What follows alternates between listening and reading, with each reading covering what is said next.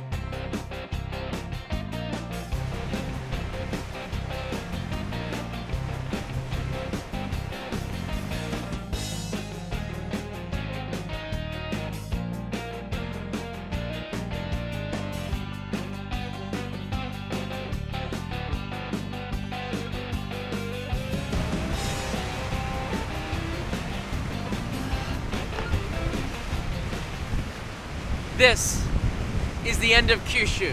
This is Kagoshima Prefecture's Nagasaki-bana. And 14 years ago, in 2003, this is where I ended my last hitchhiking trip from Wakkanai to Kagoshima. And when I just stepped off from that lighthouse and I saw these rocks here, and I saw the volcano in the background, it brought back all those memories of the 20 people at that time who took time out of their day to drive me somewhere for free. And just the ultimate kindness of strangers here in Japan is one reason, probably the reason why I'm still here today, because that trip was a pivotal time in my life where I wasn't sure whether I was gonna go back to the United States or stay here in Japan, and I decided to stay because it just was such an amazing country to me. We didn't have YouTube in 2003. We didn't have social media. We didn't have high definition or 4K. And since that time ending in 2003, I've been wanting to do this hitchhiking trip one more time. And now I can do it. I can bring you with me through YouTube across this great land of Japan to Hokkaido. For the next month, I'm going to be hitchhiking on the road, as I told you, on the train, and it's just, this is a great spot for me to proclaim it, to put it into stone and say, I'm going to do this thing. I'm going to fight for the next month to share the experience. I want you to feel like you're with me. I want you to feel like you can explore Japan the same way that I am. I want to share what I saw in 2003. I want to share what I felt in 2003 about this amazing country. I was at a pivotal point in my life where I didn't know whether or not I was going to stay in Japan or go back to the United States. And I decided to, if I was going to stay here for a long time, I should find out what this country is really all about. after that trip, after the kindness of strangers and how amazing the people are, they really are when you're out here, that moved me so much that I'm still here 14 years later. And this is sort of why I want to do this trip again. So over the next month, I'll be on the road, bringing you scenes like this and Nagasaki Bana and other things, and meeting real people, real life, hard-working, everyday people. Bringing you places that you can't normally see as a tourist, places that you probably wouldn't see if you couldn't speak Japanese, or a little bit places that you probably couldn't go to if you only had a week or two. That's the purpose of this trip. The purpose of this trip is to show you something that you've never seen before. Give you an experience that is so powerful as a body of work. I'm hoping that this month of travel means something to you as much as it did to me in 2004. And if it does just a little bit, then I can say that my time is totally worth it. And we're gonna have an amazing adventure again. And at this spot, I just want to proclaim that the trip is on. Oh yeah, the trip is on, and we're gonna take it all the way to Hokkaido, baby, starting right now.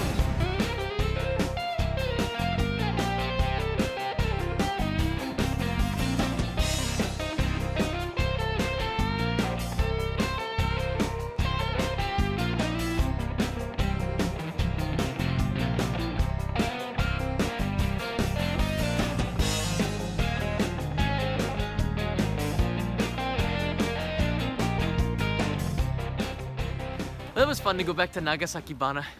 This is Ibusuki, near Ibusuki Station, and the sun's going down. You can see behind me. It's gonna be dark soon, and I don't really have time to hitchhike back to the city of Kagoshima.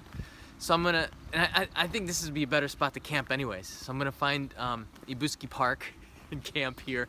Now, camping in Japan is a little bit of a gray area. You can't camp anywhere legally, but there's sort of an unwritten rule that if you pitch your tent when the sun goes down and you clear out of there when the sun goes up, no one really minds too much, as long as you don't make a mess and you clean up after yourself. Although Ibusuki Park on the map is not that far away from Ibusuki Cemetery, so I'm not sure this is going to be such a fun camp place. But we're going to check it out. See if we can pitch a tent here. If it's going to look okay. On another note, I have way too much luggage,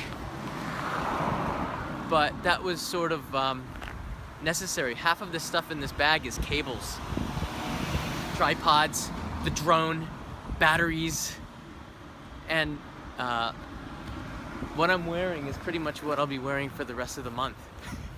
I'll find a laundromat or something. The good thing is that everywhere in Japan they have bathtubs, sentos or onsen, so you're always staying clean.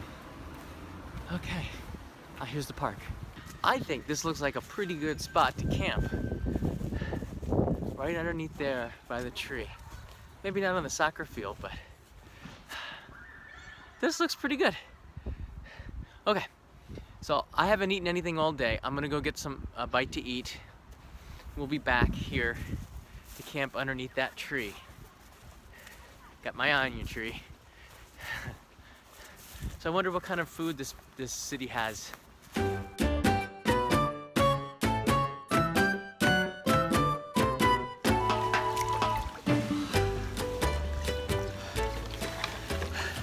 So I introduced this foot bath in the volcanic sand bath experience episode, and finally I get a chance to dip my feet in it after walking all day.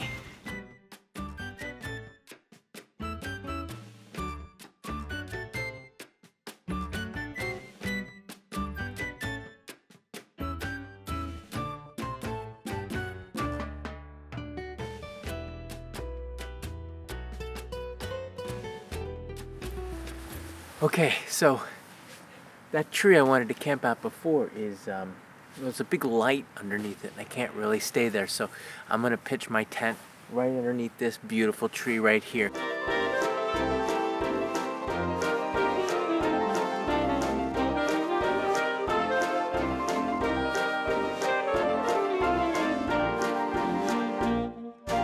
Good enough. Welcome to my beautiful tent. 2 people can sleep in here, or 1 person and a lot of luggage. Here's my Dell computer. I'm going to be using this to edit the video tonight, if I can. The wind's picked up. I can hear the rain pattering on the roof, on the rain cover. I think it'll be okay. This park looks pretty cozy. As long as I get up around 6 a.m., I should be fine. But I saw on the map that there's a cemetery not that far away. And if you ever watched this movie called The Blair Witch Project, your imagination might start running a little bit more than it should when you're camping by yourself in the dark and the wind is blowing the tent left and right and you're not sure if you're supposed to be here. But yeah, I got work to do. Hang in there. I know I will. Good night.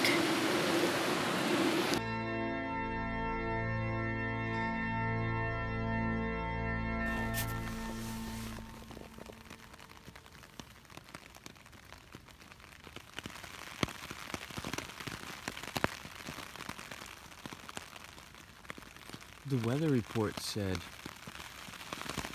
cloudy, not rain, not like this.